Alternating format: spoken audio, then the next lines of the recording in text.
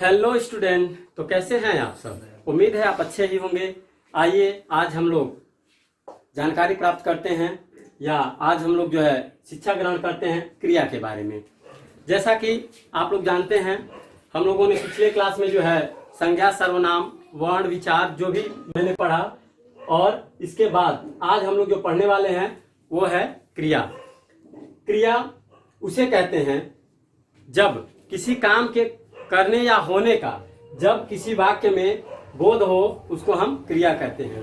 क्रिया को पढ़ने से पहले हम जो है एक छोटी सी चीजों पे प्रकाश डालेंगे।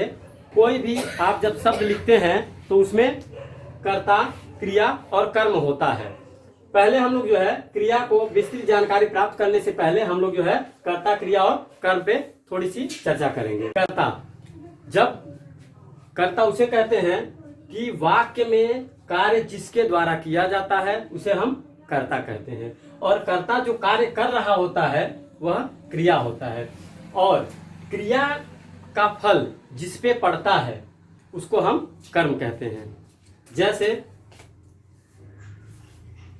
राम ने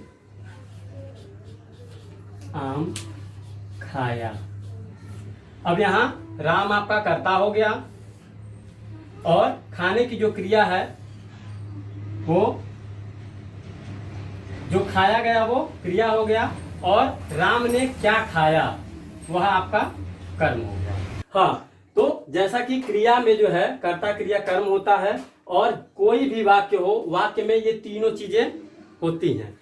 बहुत सारे ऐसे वाक्य होते हैं जिनमें कर्म नहीं होता है। उसके बाद हम लोग पढ़ेंगे क्रिया के मुख्यतः दो भेद होते हैं।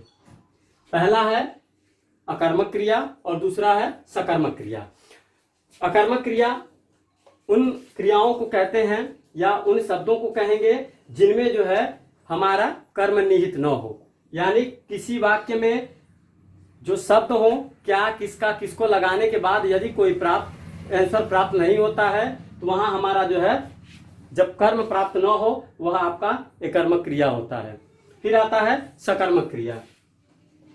सकर्मक क्रिया उन क्रियाओं को कहते हैं जब वाक्य में हमारा कर्म निहित हो, यानी वाक्य में हमारा कर्ता, क्रिया और कर्म हो, उनको हम सकर्मक क्रिया कहते हैं।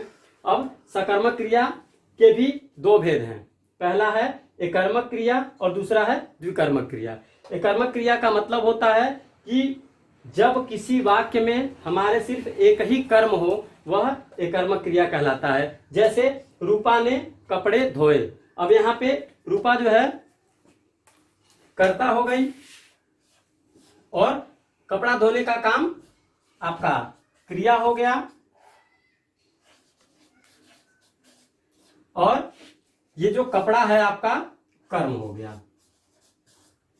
फिर आता है द्विकर्मक क्रिया।